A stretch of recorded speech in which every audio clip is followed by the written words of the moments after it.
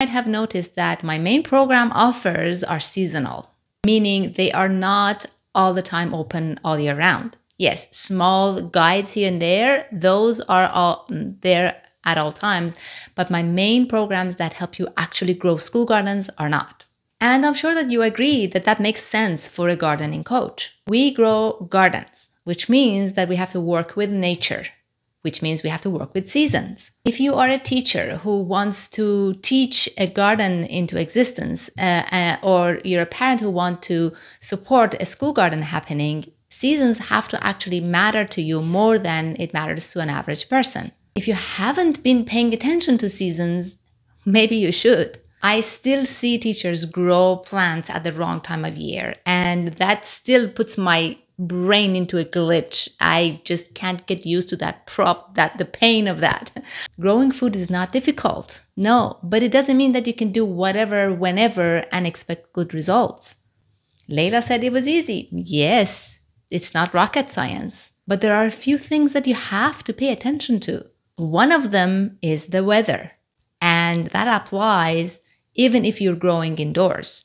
Unless you have special indoor growing equipment, such as, grow lights and automated timers and proper heating and proper airflow fans and things like that, that can help you mimic the weather of spring and summer, you have to pay attention to the seasons. Growing tomato seeds in the middle of fall, right about now, is not right. If you want to be beyond the lesson of, seeds and germination and actually talk about growing food, you got to think about the future of those plants that you are growing. Are they going to be planted outside in the middle of winter? Unless you are teaching in a very warm climate, and I'm talking Australian warm climate, then the answer is no. So there is no point in growing tomato seeds now. And you might say, of course there's a point. I'm teaching kids about seeds and germination and all of that. Or you might be actually doing an experiment with soil and you want to see the difference of growth, the growth factor of different types of soils in the seeds and all that. You're running a science experiment. Okay, but why do you have to do that in the middle of fall or winter? Why can't you do it in spring when those poor plants, tomato plants or bean plants, actually have a chance of having someone to plant them somewhere in some sort of garden and live a healthy life? Same thing applies to those bean seeds that you teachers are such big fans of. Don't do it in the wrong time of year. Let's think about caring for the plants all the way to the end of their lives and not use and exploit them just to teach a lesson or two about seeds or germination or soil and experiment and we're done with them. Because then, yes, you teach that lesson, but on top of that, you're teaching an inevitable lesson of neglect and carelessness because you didn't care to check the weather. It's like getting a pet as a companion to your child and then neglecting to feed that pet. It was better for that child to be alone than watch their pet die out of starvation. Now, maybe that's a little too dramatic, but I've seen kids getting really, really upset about their bean plant shriveling and dying in the corner of the room at home. And all you need to do to avoid this mistake is to check for the timing according to the seasons. That's why seasons are so important.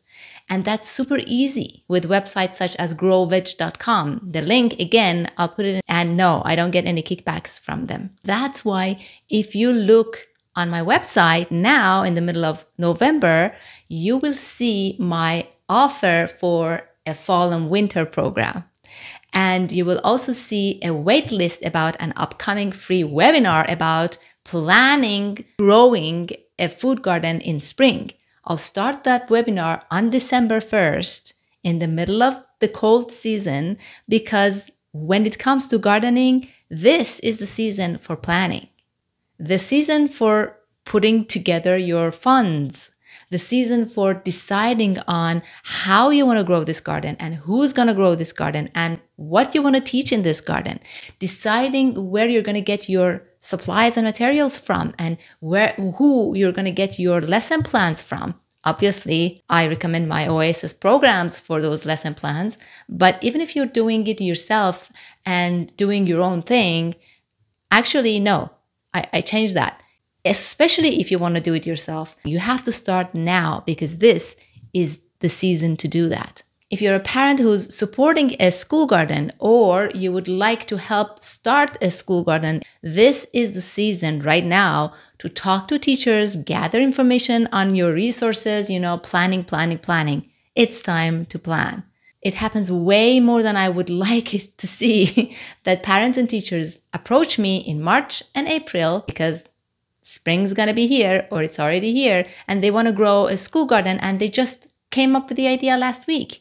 As much as it pains me, I always have to tell them, no, sorry, it's too late to work with me right now. And I always recommend that they postpone it to the next year. But usually they don't listen to me because they're so enthusiastic about this that, they want to make it happen even without my help. And they just head on with it and do it themselves and follow the awful advice that's out there and experience the torturous consequences of jumping into something like this without having the right plan in place.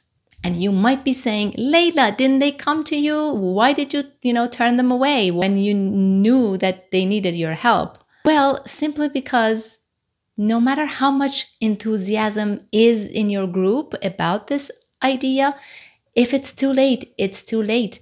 It's too late. And I can't even help you when it's too late. The seasons aren't going to wait for you to get to your act together. It's going to roll over again and again every year. And it doesn't matter if you're prepared or planned for it or not.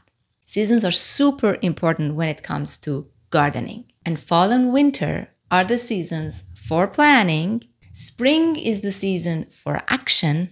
Summer is the season to let those plants grow and flourish. And fall is the season for harvest. And you know what? Generally, now obviously, you are able to actually do some harvest at the end of the spring, some harvest in summer, but mainly most of the harvest happens in fall. That's why Thanksgiving is in fall.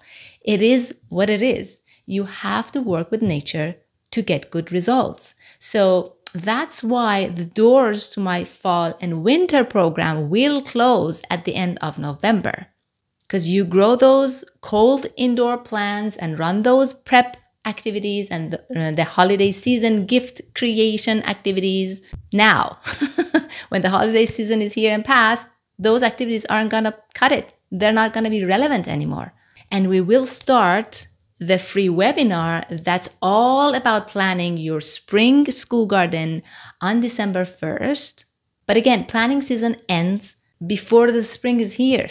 And that's when we close that webinar, mid-February, and really get into working with those of you who have done the prep work and have enrolled in our programs.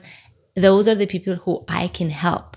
And that would be like our program starts second week of March. Hope that makes sense. If you are a teacher wanting to grow educational gardens indoors or outdoors in spring, or a parent who wants to support the teachers do that, go get on the wait list for that free webinar. It's a 60-minute webinar that gives you the A to Z of planning a successful classroom or a school garden in spring, and it's completely free.